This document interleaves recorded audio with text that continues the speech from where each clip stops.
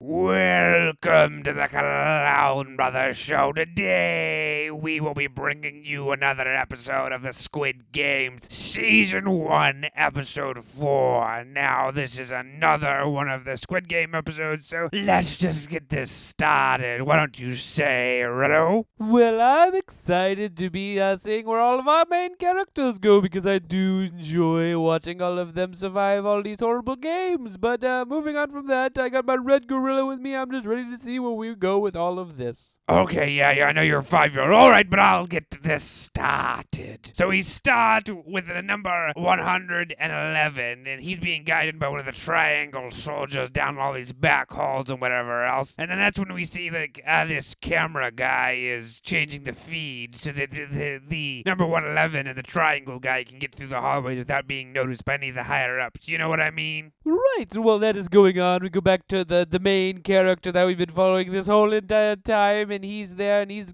flashing back, actually, because he's remembering that the one guy, the smart guy, told him that he shouldn't take the umbrella, but he did. And also we have the criminal and the one woman, 212, he gives her back her lighter and whatever else, and thanks her for letting him survive. And after that, we go back to the main character, and he runs into all the Ali and the smart guy, and they survive, and he's like, sorry, we should have stuck together or whatever else. So they all made it out of here alive, you know, the main cast, including the girl. I totally forgot to include her in the last episode, but she did survive. She got her triangle out of the honeycomb, which is great. I totally forgot because she is one of my favorite characters. Right, so after that, then we learn that 79 players were eliminated in that game, which equals 7.9 billion won. Oh my goodness, that must be a lot of their money, whatever, which totals in 34.8 billion won. Oh my goodness. So that is what the pot is now. So then they have the surviving survivors. I think it was 107. So there's still 107 in the game, and then they're given another meal, for crying out loud. I mean, these kidnappers are the worst I've ever seen in my entire life. These people, they are giving them food, for crying out loud. Who does that? Who does that? If you watch a Saw movie, tell me the one time that Jigsaw gave anybody food. I mean, really? Well, then we cut to the criminal at 212. They realize they're only getting an egg and a soda. That's all to be given for a meal. I mean, oh my goodness, isn't that, like, really nothing for them? So what they do is they cheat in line, and they go in line, and they steal, like, somebody else's egg and soda so that there's 5 people without an egg and soda. Oh my goodness, who does that? What kind of low scum does it to somebody else? But oh my goodness, I can't take any of this. Really, you can't? Well, you know what I would have done is I would have killed the criminal on the spot for taking my food. But instead, the criminal beats up the guy that food got stolen and basically kills him, right? So he kills him on the spot. And that's when we learn that basically when you kill people in this game, that it actually equals money, right? So this one guy, how they learn is this one girl goes out there and says they took an extra portion. They cut us in line and took an extra portion. So they get into this tussle and the criminal kills this guy. I mean, and now that equals money, I mean, I would just kill everybody and take the money myself. You know. Well, I know that is what you would do, Skullo, but I mean, I can't take it because the main character goes over there with the smart guy, and they're talking over, like, the dead corpse, and I mean, I just can't take any of this. Well, then we're cut to the fact that the 111 is actually surgically removing organs from dead bodies. I mean, I can't take this, and that's what he actually is. He's like a surgeon of some kind, and he's working with the people on the inside to sell bodily organs. Oh my goodness, from the players that have died. Oh, I can't take any of this. Oh, thank goodness, I got ready to go at the beginning. I knew this was gonna go south very fast. Oh my goodness, calm down, all right? Just calm down. All right, so the main cast character learned that because the guy got killed and that he was added to the account, that later that night, the criminal, with all of his cronies, his group, his little squad, were actually going to kill people to try to decrease the amount of people in the game out of the 107 to ensure that they can win the money and that the games will end sooner, you know. But then the main cast said that they need to stay up that night, and the main character goes to the girl and is like, hey, we have a plan. If things go south, come to my bunk because we need to just be together so that we can survive this night, you know. Well, I hope she does it because she is one of my favorite characters, and I really enjoy her. She might be a little vicious and all that stuff, but I hope she survives through all of this. Oh my goodness. Well, then we cut back to number 111, and he's there, and he's surgically removing the organs. Oh my goodness, so terrible. And that's when we learned that number 28 tells the surgeon people that number 29 didn't show up, because that is actually what's going on here. They're working at a legal surgical organ selling thing, and that number 28 needs to make the drop to whoever gets the organs and whatnot. Oh my goodness. I mean, this is South Korean organ transplant thing. I didn't know this was a big thing. Oh my goodness. Yeah, I wish I knew that was a whole big thing. But then we cut back to the detective, and he's out there and he's got his new mask on and he's going through the corridors and whatever else. Also, I just remembered that the number 101 was told that the secrets to the next game, what will be coming next for all of these people and whatnot, and that basically they want to incite violence with all the players in the game, chaos and anarchy and whatnot, so that he needs to take this information and basically go save himself because he still needs to go there to sleep. So that's when he goes to the criminal and he asks him, hey, I know information in the next game, can you protect me? Because they're strong, and that he gets a message, a note, and an egg to see what the next game will all be about, And then the detective, he goes through all the hallways and actually ends up in front of the door where all the people, the sleeping quarters, is where all this dark stuff's gonna happen, I believe. I'm just so excited to see where this goes. Well, I'm not. And also, there's a time before lights out before all the chaos and anarchy starts, and they're really causing anarchy and chaos. And from number 111 was actually told by the people that were working behind the scenes that their whole goal was to actually cause chaos and anarchy and murder, to just cause all this chaos. I can't take it, man. Oh my goodness! And then it starts, and lights go out, and then the criminal kills the person that told on him about the stealing the food. Oh my god.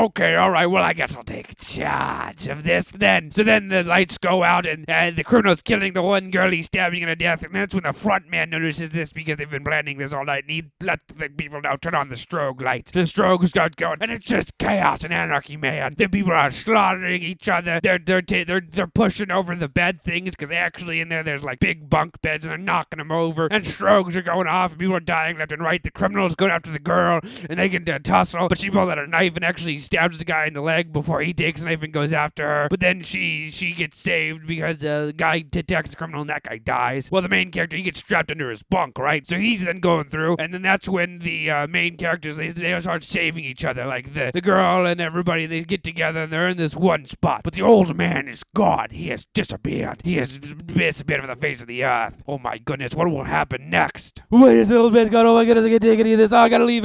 Oh! Alrighty then, okay, whatever. But going back to the storyline in the midst of this chaos and anarchy, they all come together, and then that's when and then the criminal group actually finds the main cast, the main characters, the main character, the smart guy, Ollie, and the girl, and they all start getting into this fight. Well, then that's when out of nowhere, the old man shows up. When the old man shows up, he starts begging and pleading to the cameras, and he's actually up on a high point, and he's saying, I don't want to die, we're all gonna die, whatever else. And in that moment, the front man then just stops the games, and they turn on all the lights, and that's when the detective with a bunch of the triangle people come in there, and that's when they start with their guns putting people into corners, and they start checking them to make them stop this case actually, which was very depressing for me that this all stopped. I mean, I wish there was more of this in this game, but fine, whatever. So they get them all, and that's when the triangle people find the knife and the criminal, but they don't do anything about it. And then that's when the detective comes up to 456 and is like, hey, if you know who this one guy is, that guy's name will come on screen, because I can't say that. Maybe Reddo can say it if he was here, but moving on. Well, I'm so sorry. That was just too horrific for me. Oh my goodness, but I'm back. Okay, I'm here. All right. So after all the horrific events and all the people die and whatever else and the murders that had occurred and whatnot, and after the soldiers go in there and take all the dead bodies out and whatnot, and they start the main characters, they start coming together, and then they start telling each other's names. The main character, I forget his name. I'm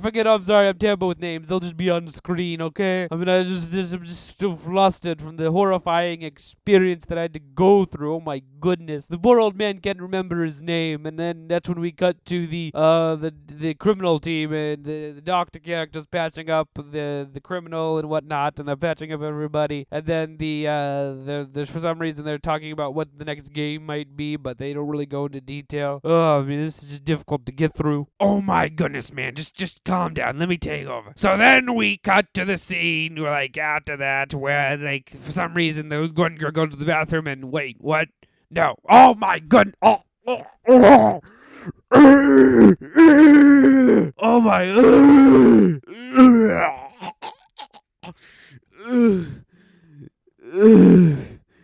Why did I have to see that? Skullo, what are you? Oh my goodness. Oh, why did they do this?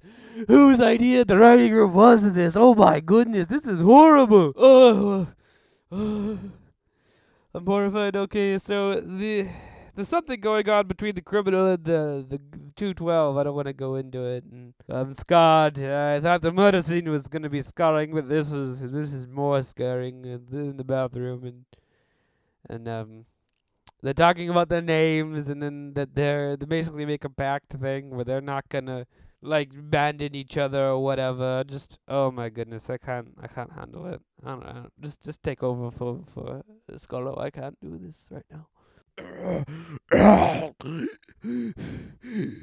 I wish I didn't eat all that food. Oh my goodness. Alright, so they make a pact where the woman says after they exchange names, their names are on screen. Sorry, we're not versed in the Korean name. Sorry that offends you. But moving on. So they exchange names and the girl... She says, okay, if you ever betray me, I will kill you. You will be a dead man walking, right? And we also learned that there are now 80 players left. 27 were massacred in that whole thing. And then it ends into the night, and they actually go to sleep, and you go to the detective's room, right? And he started writing notes again about what's going on, all the stuff that's happening, and that's when he hears Morse code from the room next to him, and he learns that something else is going on, you know. Right, and then we go back to the old man. He stayed up all night. The poor old man. I mean, I can't take any of this stuff after the massacre and that scene with the 212 woman. I mean, if you want to, I'm not going to talk about that because if you want to see that, you could watch the show. All right. Well, then all the players basically taken for the next game, right? And the detective lets number 28 know that he's all right or whatever. He's part of the game, you know, part of the program they're selling, right? So then the main cast, they're taken to this room and they're told they must make teams of 10. And there's 80 people left in the game. So we'll see where all of this goes with the new game. They're taken to this white room to pick all the teammates. I'm just not really excited to see where all of this will go. I mean, this has been terrible. It was all fine. Was until that scene. But okay, moving on. So now they're in there, and the criminal is working with the 111, the surgeon, we'll call him the surgeon. And they're getting a team together of all strong people. And 212, you know, she's there with them as they're getting a team of men, because that's the main goal, is to get the team of men. And the main cast, which is the 5 people that we have here, we have the main character, the old man, Ollie, the friend character who's really smart, and the girl. And they are all like, the smart character figures out that they really need men. That they need to send these 5 people out there to go and find men, right? So they go out there. The girl gets another girl because she was sitting there by herself to join the team. Ali finds a guy. The main character finds a guy, and the smart guy finds a guy. So they all find a guy, except for the old man. He doesn't find anybody. So they're up to 9 people, and then we're getting to the end where everybody's got their teams and whatever else, you know. And then so they have 9 people, and it's seen before. The criminal actually kicks the girl out. I mean, oh my goodness, use her and let her go. Gotta give a little respect to that, you know, because she's annoying. I already killed her. Like, during the whole massacre thing, I'd have killed her. But, you know, she was actually hiding underneath, like, a bed thing while everybody else was getting slaughtered. Oh, my goodness. I hate her. She needs to die. Horribly. Horribly die. Alright, well, I hope we have no more scenes like that one that we had earlier, but alright. Well, then after the teams are checked, we learn what the game is. So the game is a Tug of War game, right? So in this game of Tug of War, basically what it is each team of 10 will go up and enter the 10 randomly. So, like, they're put into, I believe, 8 groups. So each group is basically randomly selected, and then basically the thing in Tug of War is you go up to this high place, and you each chain to a rope, and you pull the rope back and forth until one team falls off, and then once the one team falls off, it'll be cut and they'll die. So the criminal gets the team together, and the criminal team is actually number 1, and they go up against number 7. Now, number 7 actually has some women on it, so the criminal team obviously win, and then the poor people die. They get pulled off, and they're hanging off there, and then this big guillotine comes down and cuts the rope. Oh my goodness, and then they die. Well, oh my goodness, I don't know, you can't handle any of this, so let me go into it. So they all die. Well, down there, the detective is with number 28, and basically they find a person that's basically still alive. He's still alive, so they put him in a box. Number 28 puts like a cross on the box for some reason. We actually never get to know, because then we got cut back to the main character's team is actually number 4, and they get paired up against number 5. Now, number 5 is all full of men. So we'll see that, you know, that these people don't have a chance, because basically they have 3 women on their side and an old man. I mean, they're disadvantaged by strength, you know. So they go up there, and they actually have to go in these freight elevators that take them up to the top level where they will be hooked into the Tug of War game. right? Well, they're going up there. The old man says, I have a plan. I have a genius plan that I used to do when I was a kid. So basically what they're going to do is that they're going to have a leader in the front that basically will let them know when there's an advantage to take advantage of this, right? And then they'll have a strong guy in the back that can hold them and is really reliable, right? And then everybody else is put into the middle. The weakest in the center and the males at the end in the beginning, right? And he's put like what is it called? They're put like side to side. So one's like, so if one person takes the rope on the right, the other one takes the rope on the left. And then they put it up under their arms. And then when the game starts, they lean back basically to stand their ground against the other team, which is full of men, because all the guys put themselves on the same side, right? So then they start going into the game and it starts. Oh my goodness, I cannot wait to see what happens. Well, then it starts going and they're holding their ground for like 10 seconds. Oh my goodness, they're holding the ground for 10 seconds. Well, then they realize that the lead of the other team is slips, and then they start pulling and they're pulling. Oh my goodness, they're pulling against them. I can't take this. Oh my goodness. Right, so they're pulling against them. So they're actually gaining on this strong team, which means they're taking an advantage. Oh my goodness, these bunch of weak people are gonna make it out of here alive. I can't believe it. This is gonna be amazing. Oh my goodness. Oh, so they're making it. Oh, and then the strong people get involved, and then this is getting intense. See, this is a good game of tug of war because death is involved. Oh my goodness, I can't take this. And then they're losing, and then the smart guy comes up with a genius idea of taking 3 steps forward, which can either kill them or save them, because then the other team will fall. And it's about to happen. And what? No. Oh my goodness, they didn't do this to me. They didn't wait till the next episode to find out if these people live or die. Oh my goodness, I know we got a bunch of blood and gore in the massacre thing, but fine. I guess I'll wait till the next episode. Right, this episode wasn't that good for me. There was too much horror, massacring of innocent people, and then the horrible game of tug of rope where people die. I mean, the only good, wholesome moments was when everybody gave up their name and whatnot, and oh my goodness, I just can't take this. You have to watch another one, Skullo? Yes, because I need to know what happens. I need to know if this main cast characters survive or whatnot. I mean, I can look at the other episodes, but now I'm interested to see if their strategy actually worked. If these bunch of weak people could beat a team of strong people, that means that I could be stuck with a bunch of losers and can actually win a game. Now, I did enjoy this episode, except for the one scene, because of all the death and destruction, obviously. But I'm excited to see where all of this will be going. I know that you're done, Reddo, that you can't handle any of this, so I guess I'll just finish this off. Since he said that he didn't enjoy this episode, I'll enjoy watching the next one while he goes there and cries in a corner. So, let's see, why don't we have you do all the YouTube things? Subscribe, like, share this content, do all the YouTube stuff. And if you don't do what I tell you to do, I'll see you in your nightmares, and you might not think that I'll be there, but one day you'll be going down the dark corridor of your mind. You'll just be walking down there, and then I'll be there, and I'll go all Freddy Krueger on your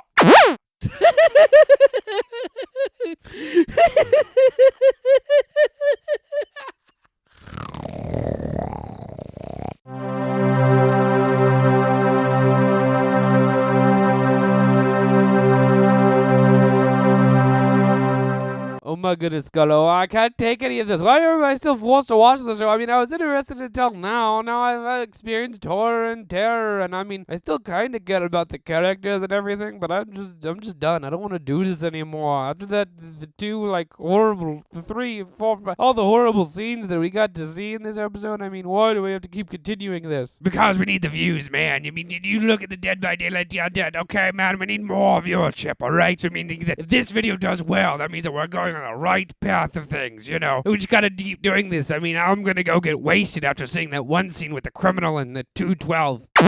But we'll see where all of this goes, man. I mean, I still can't take it either, but, I mean, oh my goodness. I love the blood, guts, and gore like usual, because that's me out and out, but still, I can't get over that one scene. It scarred me for life. I'll need to drink more over that scene. With what money, Skullo? Oh my goodness, this is just all terrible. I can't take it. And then also at the end, you're being mean to the audience. Why do you have to do this stuff? Oh my goodness, I'm just done. Goodbye. I can't do this. I need to go rest or something. I need to do anything else. Ugh. What? You're gonna leave me to mess with that camera and everything? I mean, I need to go get wasted after that. Oh my goodness, fine. Fine, I'll just do everything like I always do.